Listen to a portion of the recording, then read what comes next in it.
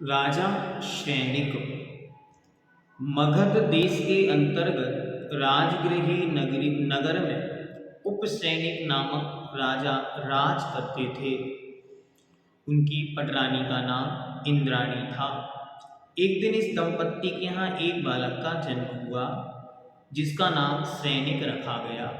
पिता का नाम सैनिक के उपसैनिक के पुत्र हुए सैनिक। महाराजा उपसैनिक के 500 पुत्र और भी थे। राज्य पद के लिए सभी राजकुमारों की परीक्षा ली गई जिसमें सैनिक सफल हुए। राजा की आज्ञा पाकर मतिसागर आदि मंत्रियों ने षड्यंत्र पूर्वक सैनिक को नगर से बाहर जाने को मजबूर कर दी। तब मार्ग में उनकी मित्रता इंद्रदत्त सेठ से हो गई और उनका विवाह सेठ की पुत्री नंदश्री के साथ हो गया। इसी समय उनकी मुलाकात बौद्ध सन्यासियों के संग से हुई। उनसे प्रभावित होकर उन्होंने भक्ति पूर्वक बौद्ध धर्म स्वीकार कर लिया। कुछ समय बाद महाराज उपसैनिक का देहांत हो गया। तब चिलाती को राजा बनाया गया। जो सैनिक का दूसरा भाई था जिसका नाम चिलाती था उसे उन्होंने राजा बनाया। राज्य पाते ही वह उपपाती एवं उच्छृंग हो गया। तो उसके अत्याचारों से परेशान होकर मंत्रियों ने कुशल दूत के माध्यम से पिता की मृत्यु और चिलाती के अत्याचारों के विषय में एक पत्र सैनिक को लिखा। समाचार पाते ही सैनिक शीघ्र राजगृही आ गए। सैनिक की वीरता और तेजस्विता से डरकर थोड़ा धन लेकर चिलाती दुर्ग में छिप गया। राजमंत्रियों के परामर्श से राजा सैनिक का राज्याभिषेक किया गया। कुछ दिन बाद राजा सैनिक का विवाह केरला के राजा मुगाड़ की पुत्री विलासवती से हुआ। इसी प्रकार राजा चेटक की पुत्री चेलना के साथ भी मंगल विवाह किया। रानी चेलना जैन धर्म की अनुयायी थी। ये राजा चेटक भगवान वर्धमान अंतिम तिथि शासन नायक श्री महावीर स्वामी के नाना थे।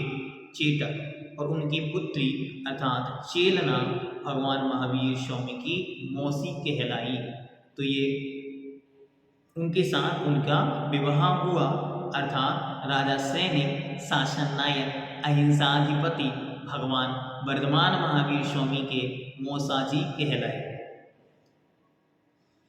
एक दिन महल में बौद्ध गुरु पधारे और रानी चेलना को समझाने लगे कि बौद्ध धर्म ही तुम्हारा कल्याण करेगा, जैन धर्म नहीं। संसार में समस्त उत्तम मनुष्य इसी कल्याणकारी धर्म की सेवा करते हैं, अतः तू भी बुद्ध की शरण ग्रहण करके स्वर्ग और मोक्ष की अधिकारी बन। तब चेलना बोली कि यह बात समझ में नहीं आती कि दिगंबर साधुओं की सेवा करने से अगले भाव में क्लेश और बौद्ध गुरुओं की सेवा करने से स्वर्ग और मोक्ष की प्राप्ति क्यों होती है। तब बौद्ध गुरु ने कहा कि हम सर्वज्ञ हैं, अतः हमें परलोक संबंधी ज्ञान सर्वथा स्पष्ट है, तो हमारे कथन पर श्रद्धा रखो। तब चेलना ने कहा, कल आप सभी लोगों का मेरे यहाँ आहार ग्रहण करने का निमंत्रण है। आप सर्वज्ञ सदृश लोगों को भोजन कराकर मैं कल ही बौद्ध धर्म ग्रहण कर लूंगी। रानी चेलना ने भोजन में उत्तम से उत्तम पकवान बनाए। बौद्ध गुरुओं के आने पर उच्च आसन प्रदान किए। बौद्ध गुरु स्वर्ण पात्रों में परोसे गए भोजन में तल्लीन हो गए। तभी चेलना ने चतुर्दासी से बौद्ध गुरु के दाएं पैर के जूते मंगवाए तथा उनके छोटे छोटे टुकड़े कर छाछ में मसाले के साथ डालकर उनको स्वादिष्ट जायकेदार रायते के रूप में प्रस्तुत किया। तभी गुरुओं ने उसे बड़े प्रसन्नता के साथ ग्रहण किया।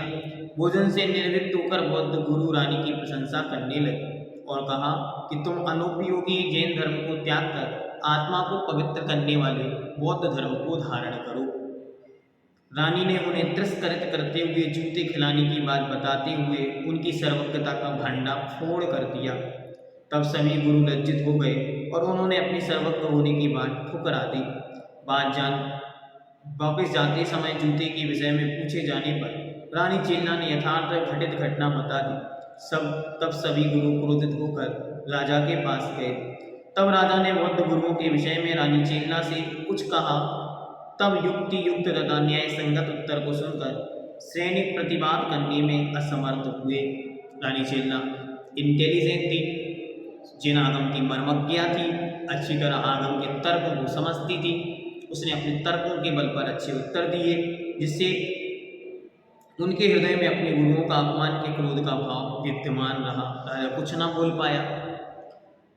एक दिन राजा सैनिक क्रीड़ा के लिए वन में गए।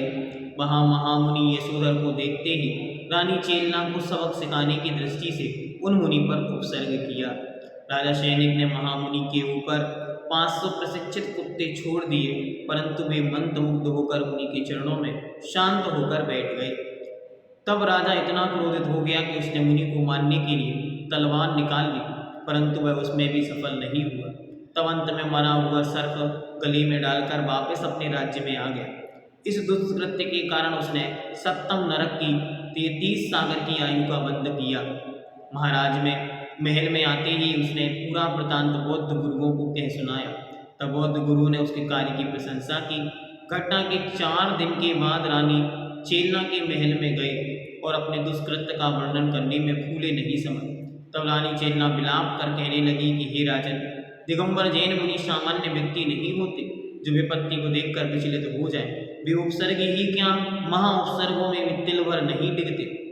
हे स्वामिन, मुझे विश्वास है कि वे मुनि अभी भी उसी अवस्था में विराजमान होंगे। तब राजा ने कहा कि यदि तुम्हें इतना ही विश्वास है तो आओ उनकी परीक्षा को हो जाए। राजा और रानी शीघ्र ही वन में मुनिराज के निकट जा पहुंचे। सर्वप्रथम रानी ने मुनिराज को देखते ही गिब्रा गर्दन से मृत सर्प को निकाला। तत्पश्चात शक्कर आदि के माध्यम से चीटी आदि को अलग किया। फिर एक श्वेत वस्त्र को उष्ण जल से भिगोकर मुनि के घाव धोए। फिर पीड़ा के समानार्थ लेप आदि किया और अंत में 3 प्रदक्षिणा देकर यथा स्थान बैठ गई। इस प्रकार उन मुनिराज का उपसर्ग दूर हुआ। जब मुनिराज ध्यान से बाहर आए तो उन्होंने दोनों को समान उद्देश्य एवं आशीर्वाद प्रदान किया। राजा ने मुनि के चरण छू आत्मग्लानि पूर्वक प्रायश्चित किया और पुनः जैन धर्म को धारण कर लिया। इससे उसकी नरक आयु 84,000 वर्ष घटकर रह गई। कहाँ 33 सागरों की आयु थी और वह घटकर इतनी रह गई। एक बार राजा सैनिक भगवान महावीर के सम्मोचरण में पहुंचे। वहां भगवान को नमस्कार कर उनकी दिव्य देशना का रसास्वादन किया।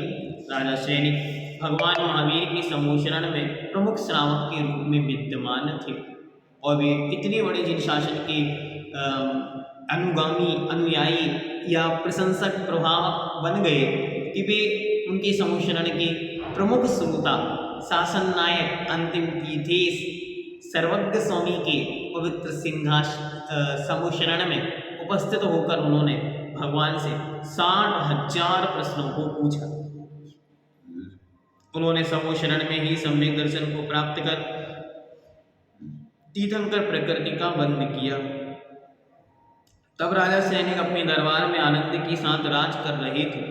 तब संसार की वास्तविकता को समझकर उनके पुत्र अभय कुमार ने सब परिग्रह त्याग कर विपुलाचल पर्वत पर भगवान महावीर के सम्मोचन में जिन दीक्षा धारण कर ली और कठोर तपस्या के प्रभाव से केवल ज्ञान प्राप्त कर मोक्ष पद को प्राप्त किया। इसी प्रकार एक दिन राजा सैनिक ने अपने मन में विचार किया कि अब धर्म का मार्ग ग्रहण करना चाहिए। तब रानी चेलना के ज्येष्ठ पुत्र कुड़िक को राजभार सौंप दिया। कुड़िक ने शासन तो पिता से भी श्रेष्ठ किया, परंतु पूर्व जाति स्मरण से उसने अपने पिता को बंदी बना लिया। तब रानी चेलना के समझाने पर कुड़िक को अपनी गलती का पश्चाताप हुआ और वह पिता को मुक्त करने के लिए बंदी बनकर गया। राजा कुड़िक को निकट आता देख दुखी और भयभीत राजा सैनिक का मरण हो गया। कालांतर में रानी चेलना ने सम्मोचन में जाकर आदि का दीक्षा ग्रहण कर ली और तपस्या के प्रभाव से देव पद को प्राप्त किया। विशेष तीर्थंकर प्रकृति के बंध के प्रभाव से राजा सैनिक भविष्य में आने वाली उत्सर्पणी काल के प्रथम तीर्थंकर श्री पद्मनाभ नाम के प्रथम तीर्थंकर होंगे। जय बोलो भविष्य के प्रथम तीर्थंकर भगवान पद्मनाभ महास्वामी की जय हो, जय हो, जय हो। कहीं कहीं महापद्म ऐसा नाम भी उनका उल्लिखित मिलता है। कई सैनिक महाराज जिन्होंने महान जिन शासन की प्रभावना करते हुए पवित्र जिन शासन की निरंतर उपासना, आराधना और सेवा की।